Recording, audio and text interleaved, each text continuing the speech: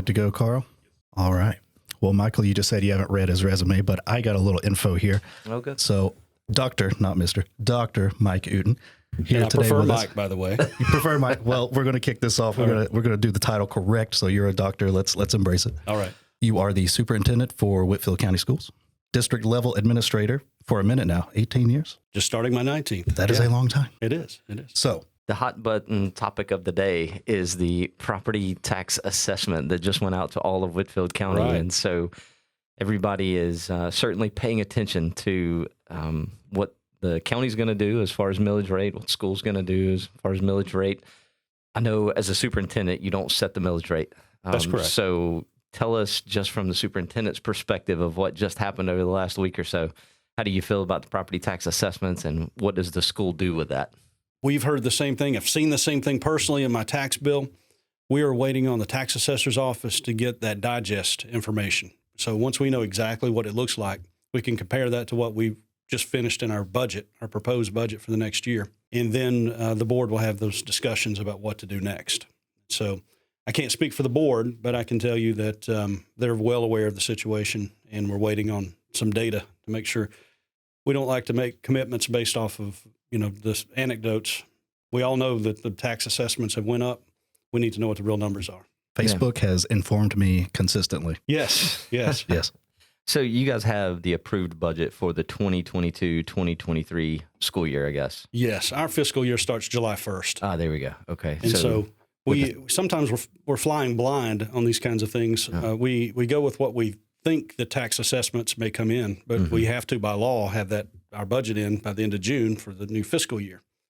And so we go as conservative as we can on those kind of things. We don't ever, even if we think they're going to be up, and we try to be as conservative as possible. So I anticipate that we'll have some real discussions once we see those numbers. I doubt we'll be surprised. I think those numbers will probably look like what we're hearing out there. Yeah. So the appeal timeline is basically you have till August 15th to appeal, and then during the appeal 45-day period, they likely adjust some of these numbers based on what people bring to them as far as my house is not worth this or that. So those numbers get adjusted. So they don't actually really get solidified till somewhere in August, September.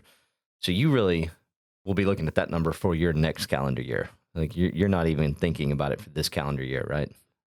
No, I think we'll be discussing it this calendar year. Okay, so even for I don't know. 2022-2023 season of school, it will still affect you directly. I know the tax bills get paid in December in Whitfield County, so it does directly affect your revenue, I guess. Right. Yeah, it would. But it's one of those things, even if it wouldn't affect us till later, we want to make those decisions sooner than later. Public wants to know, and we need to know what we're looking at too when you're planning on budgets down the road. Yeah.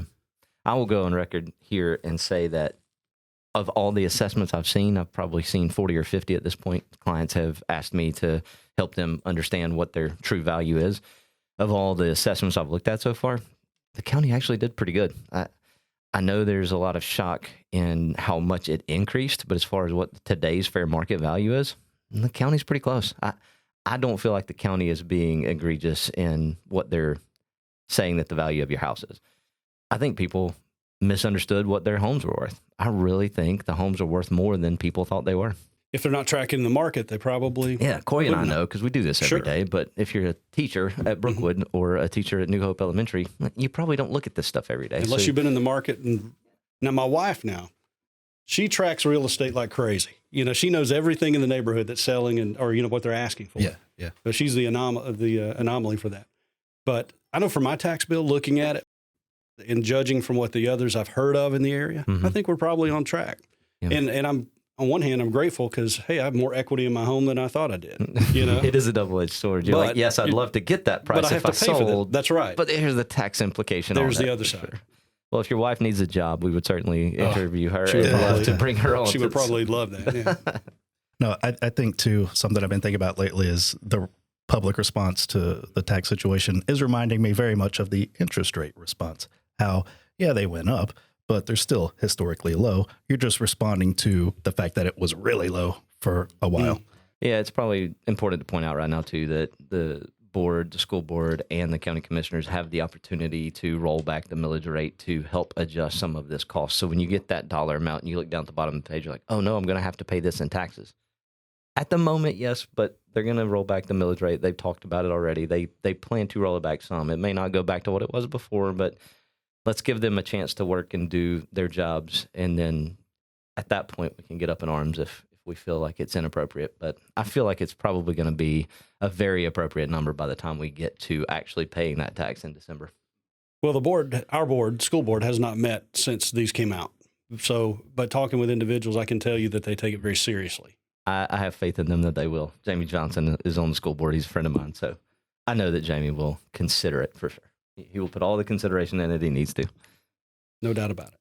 In the real estate world, one of the biggest stories that we've had recently is the 1,200 unit development that recently got approved up on the north end of the county in Cohutta.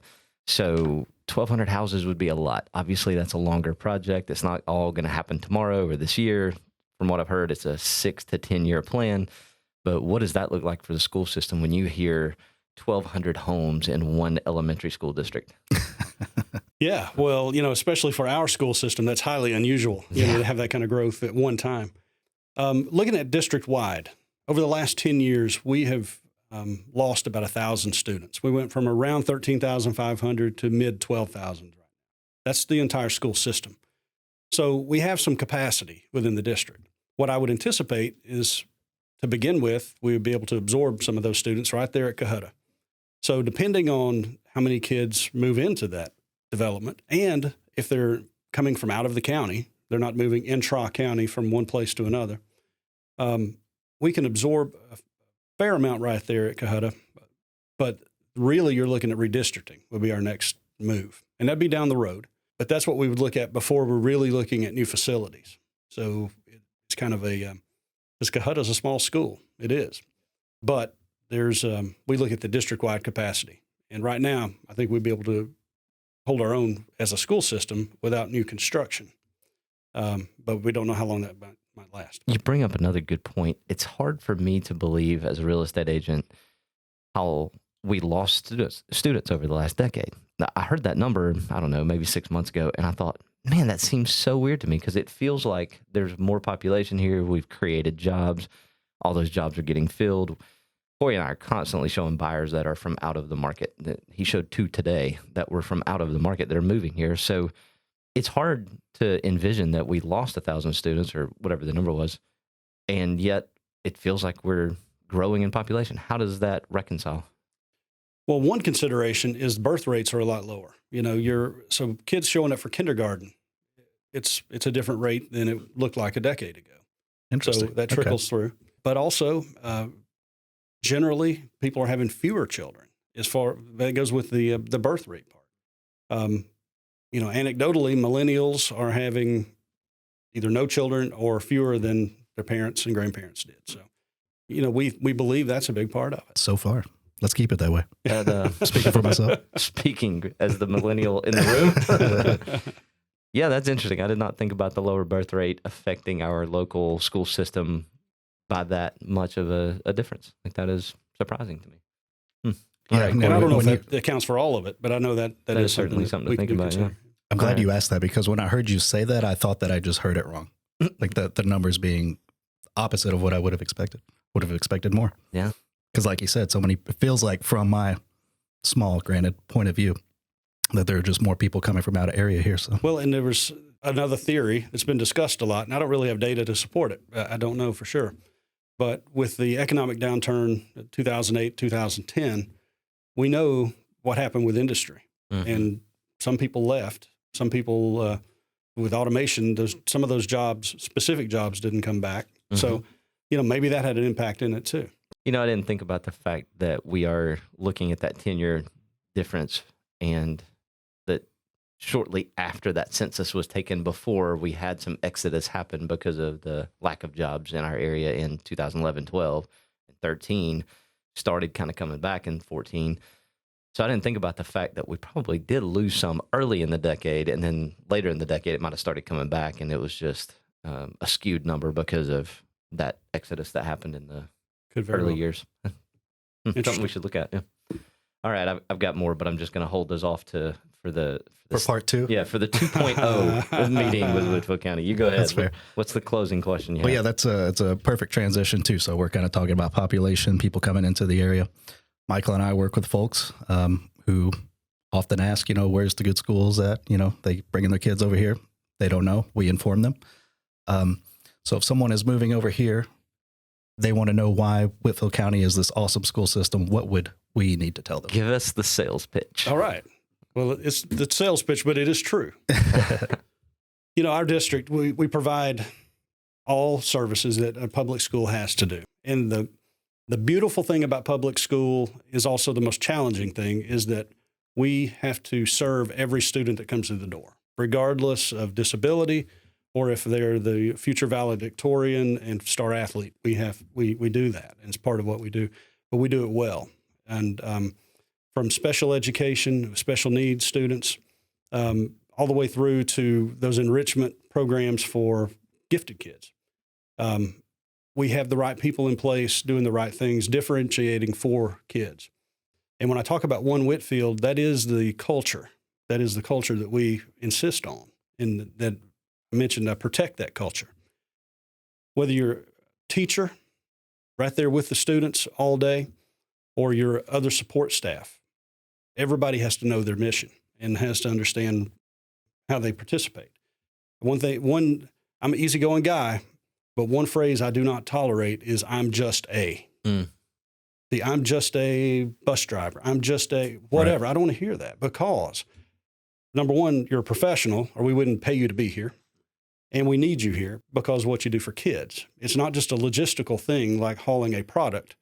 You're actually making sure kids get to school. And a lot of these kids would not be able to get to school if it weren't for the bus drivers. Some of it's a convenience, and some families it's an absolute necessity. Right. So that One Whitfield mentality, that unity of purpose is huge. And I think it shows through. And we have community support. We have great community partners.